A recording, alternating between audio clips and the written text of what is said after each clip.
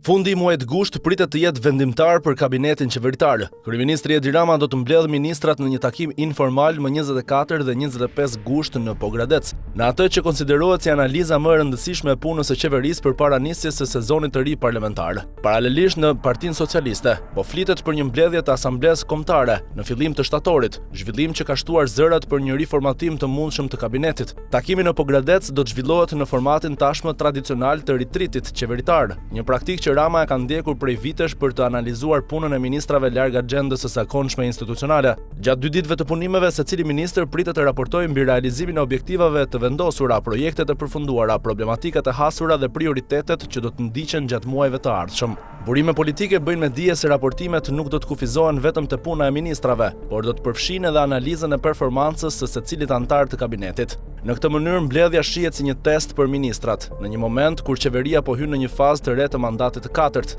Megjithëse nuk ka asnjë konfirmim zyrtar për ndryshime në kabinet, prej javësh në qarqet politike dhe qeveritare, flitet për një rifreskim të mundshëm të ekipit drejtues. Sipas burimeve, të paktën 6 ministri janë përfolur si pjesë e një skenari të mundshëm ristrukturimi, ndërsa emrat konkret mbeten objekt të diskutimesh informale. Një pjesë e analistëve e lidhin këtë moment me mënyrën se si Rama ka vepruar edhe në mandatet e mëparshme. Kryeministri ka treguar se nuk heziton të ndërhyjë në përbërjen e kabinetit sa herë që e vlerëson se ritmi i punës nuk është ai që kërkon ose kur synon të japë një impuls të ri qeverisjes. Për këtë arsye, çdo mbledhje e kësaj natyre është shoqëruar gjithmonë me pritshmëri për lëvizje të niveleve të larta të ekzekutivit. Një tjetër element që shton pritshmëritë është mbledhja e mundshme e Asamblesë Kombëtare të Partisë Socialiste në fillim të shtatorit, pak ditë përpara nisjes së sesionit të ri parlamentar më 7 shtator. Nëse kjo mbledhje do të zhvillohet, ajo mund të shfrytëzohet nga Rama jo vetëm për të analizuar situatën politike, por edhe për të prezantuar çdo vendim që mund të merret për kabinetin qeveritar. Në fokus të diskutimeve pritet të jetë edhe dokumenti Besa, të cilin kryeministri e ka prezantuar si modelin e ri të funksionimit të qeverisë dhe administratës gjatë mandatit të katërt.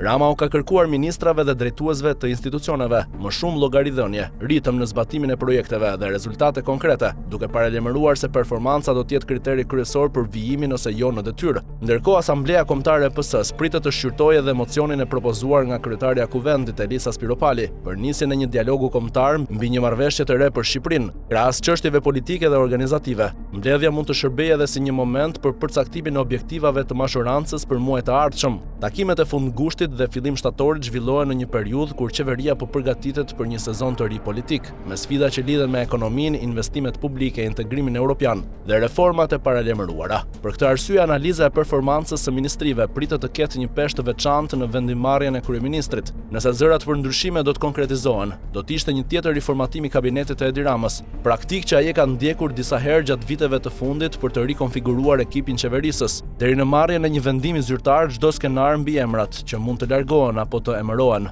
mbetet në nivel spekulimesh politike, ndërsa syt janë tashmë tek mbledhja e Pogradecit dhe ajo e Asamblesë së Partisë Socialiste, nga ku pritet të dalin sinjalet e para për drejtimin që do të marrë qeveria në muajt në vijim.